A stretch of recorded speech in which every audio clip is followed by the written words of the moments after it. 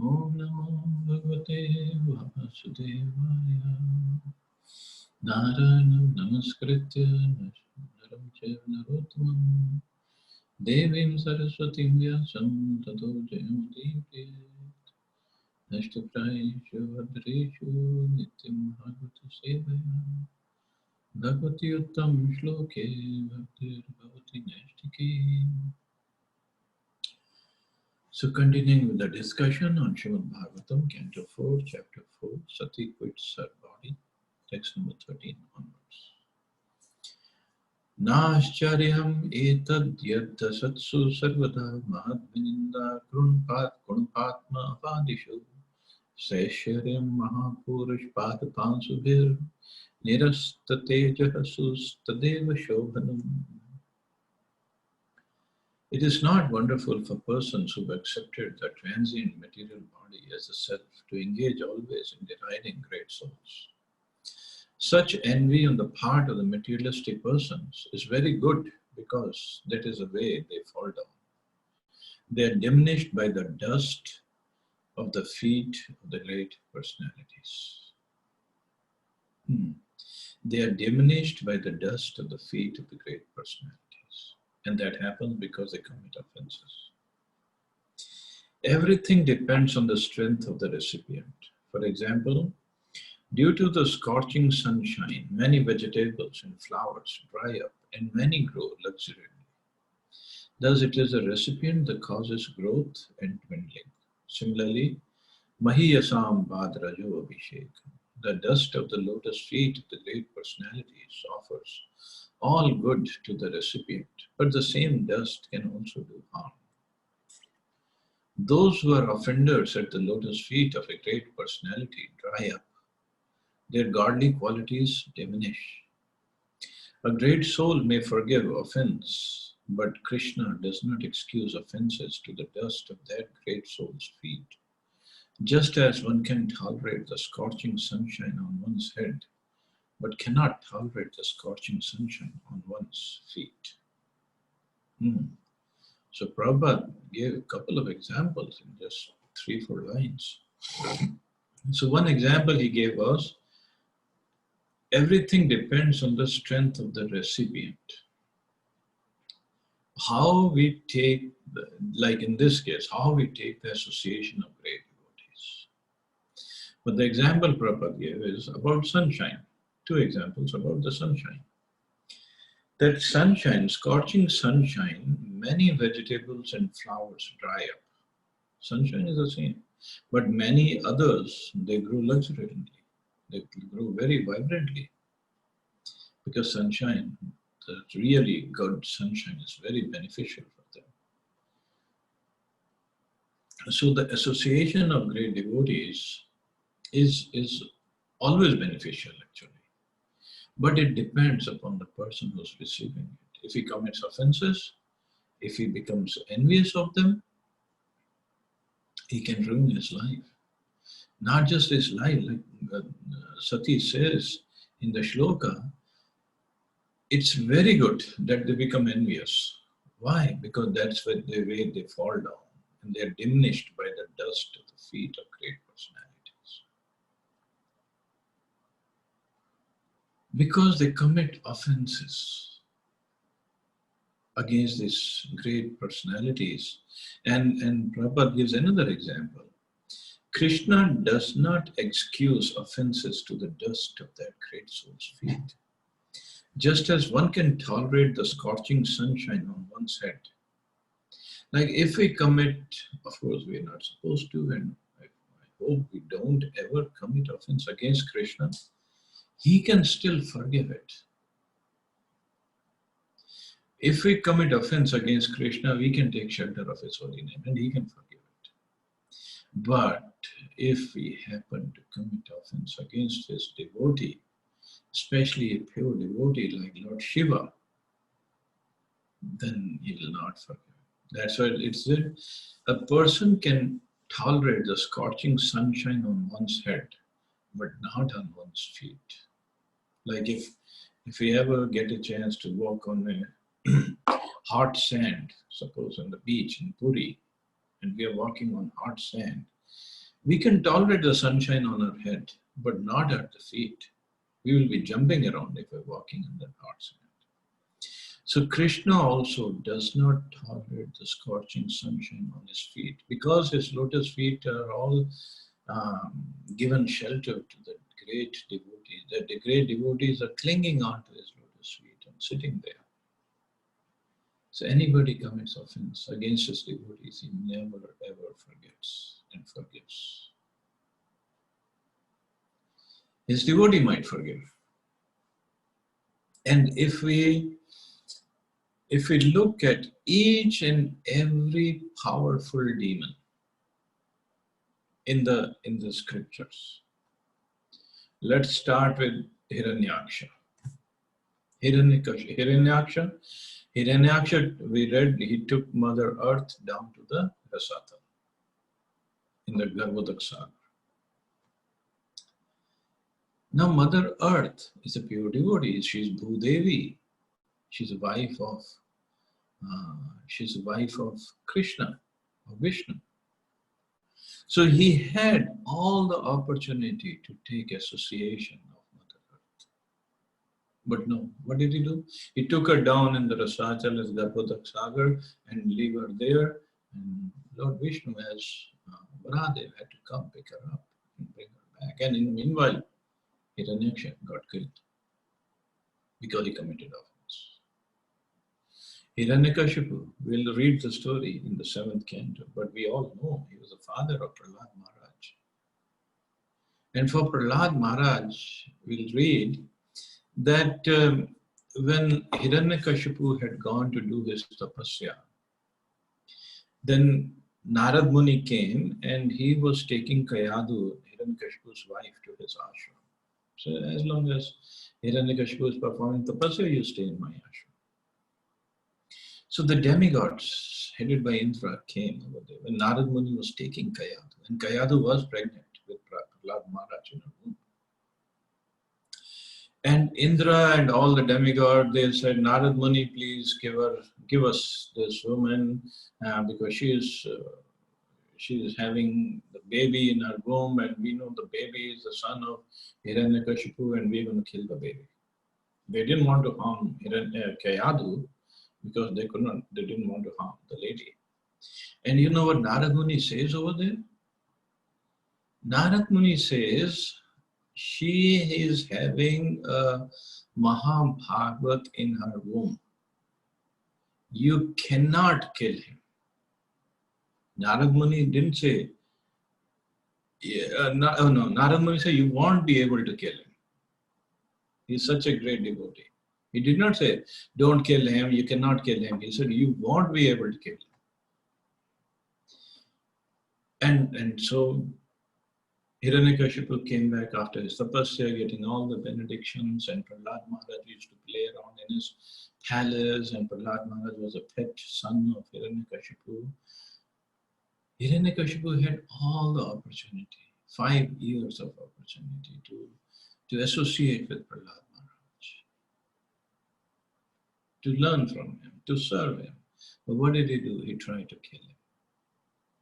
Even demigods could not kill Prahlad Maharaj. So Hiranyakashipu, there was no way he could have killed him. So he committed offenses, and all his tapasya, he did hundreds of years of tapasya for such and wonderful, so terrible austerities he performed. Everything was harm. Kansa had wonderful opportunity to associate with Devaki and Vasudeva.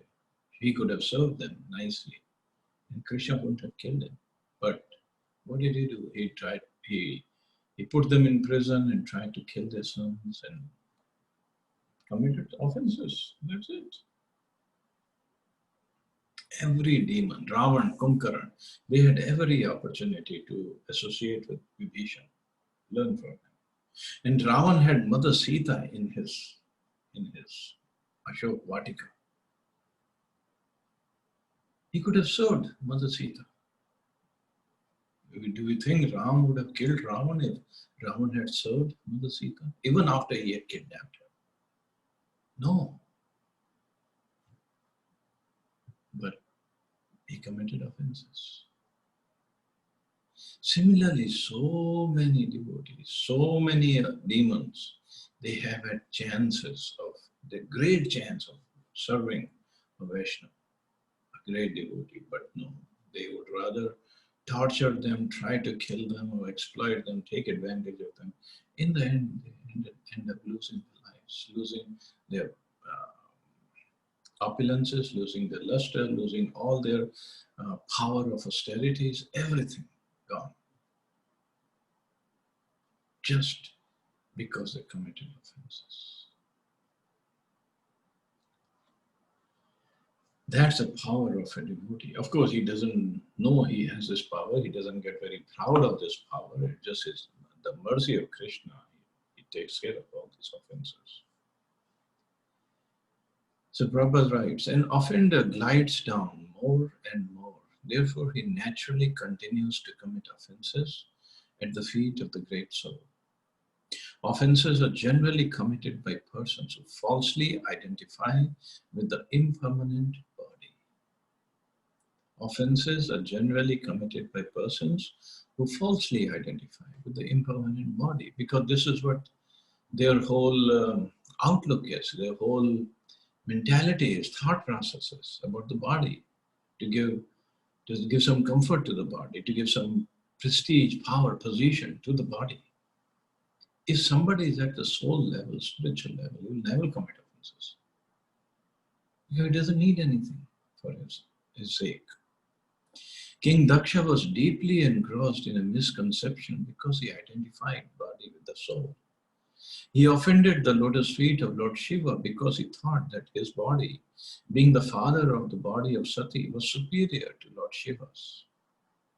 Generally, less intelligent men misidentify in that way, and they act in the barley concept of life. Thus, they are subject to commit more and more offenses at the lotus feet of great souls. One who has such a concept of life is considered to be in the class of animals like cows and asses. So Bhagavatam is very, very strict, and Prabhupada's purpose are even more piercing. Because generally less intelligent men misidentify in that way, means misidentify themselves as a body, and they act in that way, and they end up committing offenses.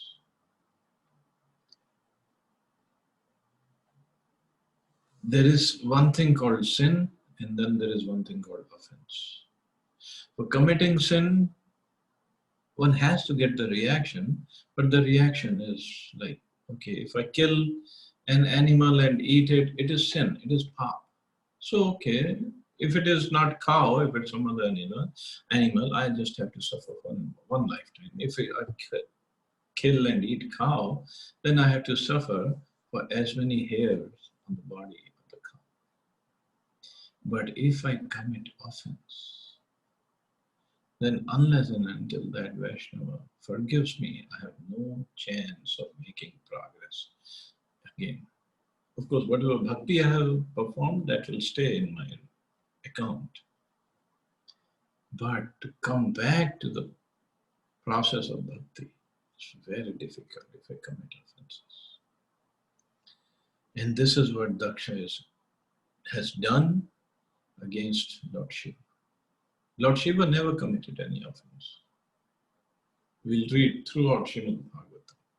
He's such a pure devotee. He doesn't commit offenses. He doesn't say anything bad about anybody. He doesn't do anything wrong against the devotee. He's always protecting the devotees of Krishna. He's always trying to serve the devotees of Krishna. He's not there to commit offenses. Not just to devotees, even to demons, he doesn't commit offenses. Until they go out of hand, then he has to kill them. That's about it. That's nature. That's of Lord Shiva. That's his position. But people like Daksha, because materially minded, could not understand the real position of Lord Shiva. So it's a teaching for us first not to commit offenses, and then from outward, Lord Shiva doesn't look very cultured, so to speak. So even if somebody doesn't look very cultured, very properly dressed or whatever, we cannot recognize a person by his outward dress. Or we cannot judge a person by his dress. Or we should not judge a person anyway, but definitely not with his outward dress. So got to be very, very careful on our path. Yadvayaksharam nam gireritam janam sakrit prasangad datadmanshu hantitat pavitra kirtim tam langya shasanam bhavanahudveshti shivam shivetara. Sati continued, my dear father, you're committing the greatest offense by envying Lord Shiva, whose very name, consisting of two syllables, Shi and Va, purifies one of all sinful activities. The name Shiva actually it means all auspicious. His order is never neglected. Lord Shiva is always pure, and no one but you envies him. And no one but you envies him.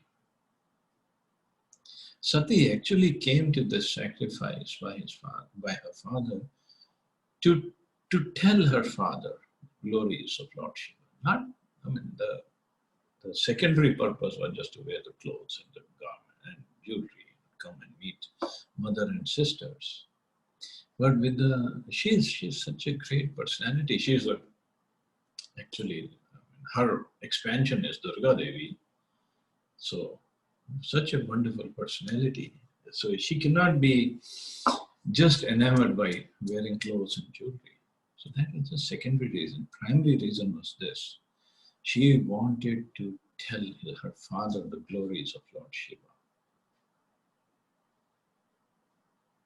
Since Lord Shiva is the greatest soul among the living entities within this material world, his name, Shiva, is very auspicious for persons who identify the body with the soul. If such persons take shelter of Lord Shiva, gradually they will understand that they are not the material body but the spirit soul. Shiva means Mangal or auspicious. Within the body, the soul is auspicious. Aham Brahmasmi, I am Brahman. This realization is auspicious. As long as one does not realize his identity as a soul, whatever he does is inauspicious. Shiva means auspicious.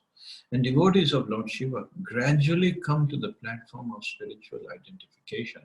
But that is not all. Auspicious life begins from the point of spiritual identification. But there are still more duties. One has to understand one's relationship with the Supreme Soul. If one is actually a devotee of Lord Shiva, he comes to the platform of spiritual realization. But if he is not intelligent enough, then he stops at that point, only realizing that he is a spirit soul, Aham Brahmasmi. If he is intelligent enough, however, he should continue to act in the way of Lord Shiva. For Lord Shiva is always absorbed in the thought of Vasudeva. As previously explained, Sattvam Vishuddham Vasudeva Shabditam. Lord Shiva is always in meditation on the lotus feet of Vasudeva, Shri Krishna. Thus, the auspicious position of Lord Shiva is realized if one takes to the worship of Vishnu. Because Lord Shiva says in Shiva Puran that the topmost worship is worship of Lord Vishnu. Lord Shiva is worshipped because he is the greatest devotee of Lord Vishnu. One should not, however, make the mistake of considering Lord Shiva and Lord Vishnu to be on the same level. That's also an atheistic idea. It's also enjoined in the Vaishnaviya Puran that Vishnu or Narayan is the exalted supreme personality of Godhead, and no one should be compared to him as equal, even Lord Shiva or Lord Brahma, not to speak of other demigods.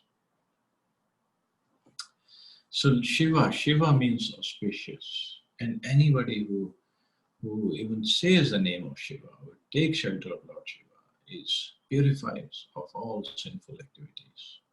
But the point is, one should not commit further sinful activities. And Shiva, Lord Shiva, being very, very merciful on the conditioned souls. Whatever they desire materially, Lord Shiva gives them. He's Ashutosh. He gets pleased very quickly.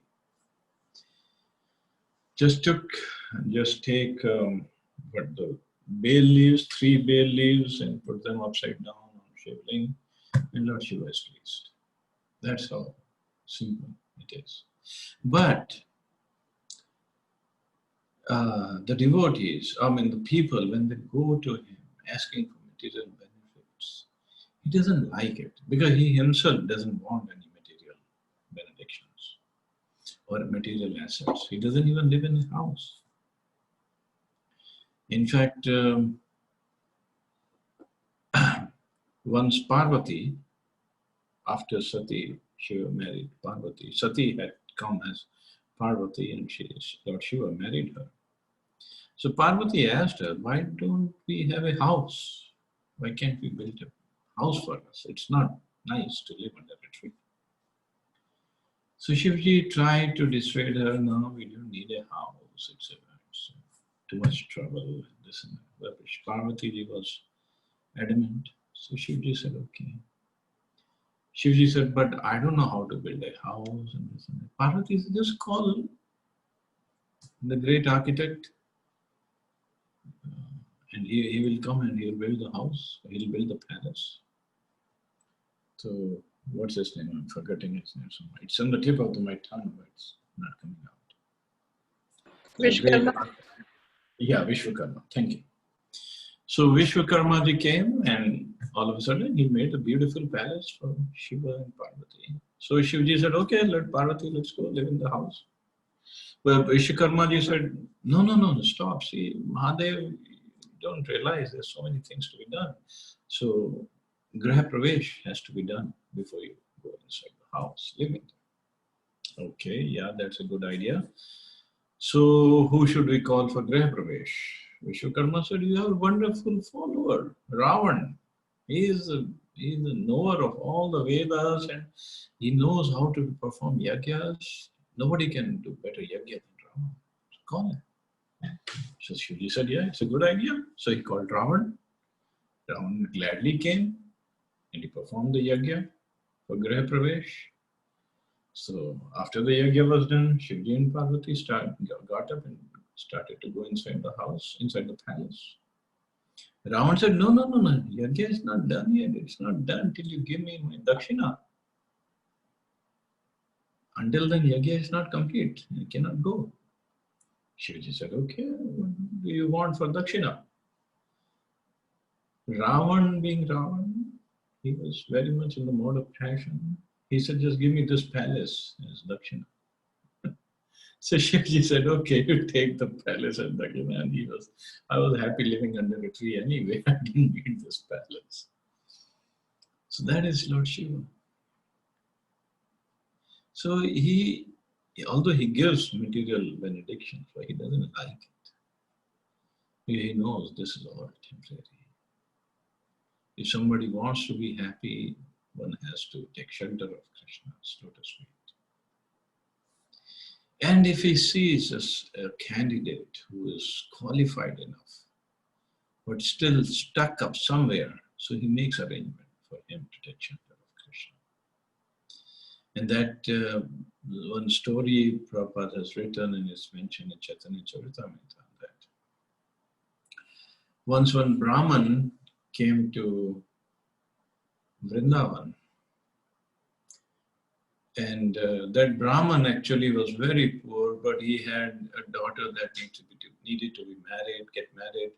So he had no money and he was a devotee of Lord Shiva. So he went to Lord Shiva, give me something so I can marry off my daughter to a nice boy and then I can live peacefully. So Shivji said, okay, just go to Vrindavan, in Vrindavan on the banks of Yamuna, you will find a Babaji. You ask the Babaji for it because he has this Parasmani, touchstone. And you get that touchstone, you touch any gold, any iron, and that will become gold, and then you can sell the gold and get your daughter married. Okay. So Brahman came to Vrindavan and he went to Yamuna, the banks of Yamuna. He met Sanatana Goswami. So this incident is only about 500 some years old. So Sanatana Goswami was there doing his bhajan, and the Brahman went and he paid obeisance. He said, Lord Shiva has sent me, and I'm looking for that Parasmani. And he said, you have it. Sanatana Goswami said, sure. That Parasmani is, I just kept it in the garbage. There's so much of garbage, I just kept it there. You can find it, take it. So Brahman said, okay. So he found through the garbage, he searched through garbage and he found that Parasmani touchstone. And he tried touching some iron and it became gold and he was very happy. And he took the Parasmani and started walking back to his village. While walking for some distance, he thought, if that Babaji had this Parasmani in the garbage, means he must be having something more valuable. That's why, otherwise who would throw Parasmani in a garbage? Nobody would do that. So he came back to Sanatana Goswami. He said, Babaji, don't cheat me. I think you have something more valuable than this Parasmani. Otherwise, why would you keep it in the garbage?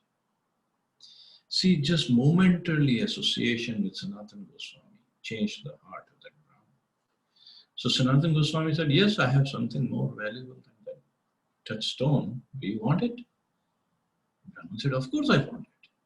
Sanatana Goswami said, first throw that touchstone in Yamuna.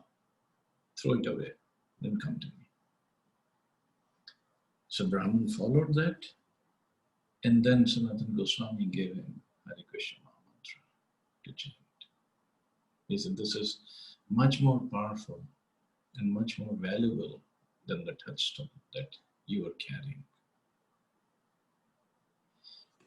So Lord Shiva made the arrangement for that Brahman to go and meet Sanatana Goswami and get this Hare Krishna Mantra to become a devotee of Krishna.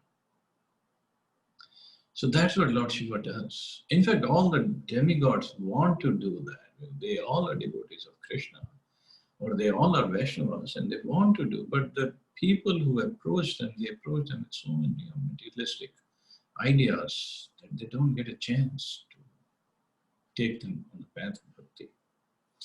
But somehow Lord Shiva gave his mercy to this Brahman, and he became a devotee. And Krishna took care of his daughter's wedding also. He didn't have to worry about that. So Lord Shiva, very, very wonderful and very mystic personality, but he is always so affectionate towards the devotees of Krishna. And there's so many other pastimes of Lord Shiva with Sanatana Goswami. There are so many more texts to follow, so we'll get a chance to talk about that also. So we'll stop here, see if anybody has any questions or comments.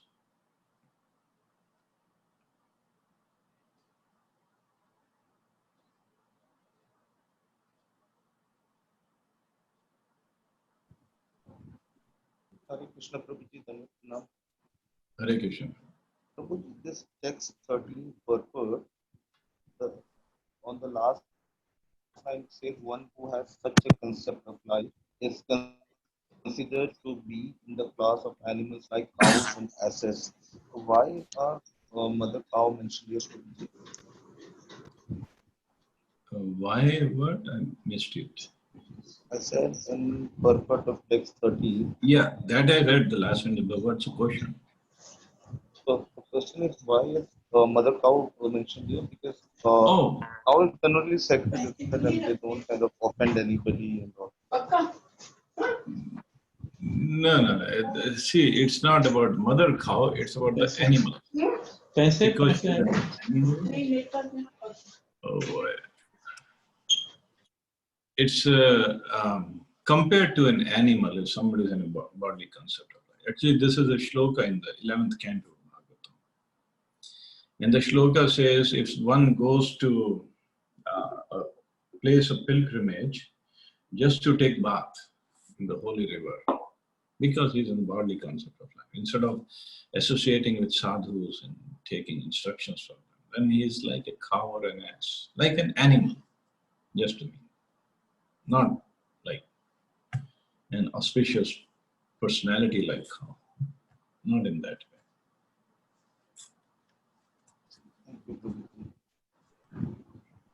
Thank you. Thank you.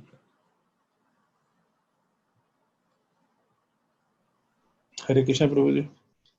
Hare Krishna. प्रभु जी आप बहुत धीरे बोलते हो आजकल। Really? या तो हमारे कान खराब हो गए या तो आप बहुत धीरे बोलते हो। नहीं पता नहीं। I didn't realize that. हम दोनों मैं तो लाइव सुनता हूँ लेक्चर आपका, बहुत कम सुन पाता हूँ। नीरजा तो बाद में कुछ सुन ही नहीं पाती है। थोड़ा आवाज तो कम आती है honestly. प्रभु जी वो आप हेडफोन अगर यूज करें तो आवाज क्वालिटी थोड़ी बेटर हो जाएगी। Okay, I'll try it from tomorrow. I think you will have to speak from the microphone. Maybe हमारे Yeah, कान खराब है। I'll use the headphones from tomorrow. I I didn't think know. you will have to use that. और वो आपको picture का बताया नहीं प्रभु जी आपने? वो पिक्चर है actually of Dhruv Maharaj. Dhruv Maharaj. Dhruv Maharaj is going back to the spiritual world with his mother, and he stepped on death personified, get onto that plane that took him back to the spiritual world. So that personality on the bottom of the mother's feet is a the deities are standing on something which is a human body like. So that is death personified. That is okay. Thank you, Prabhu. Thank you, Prabhu. Thank you. Thank you.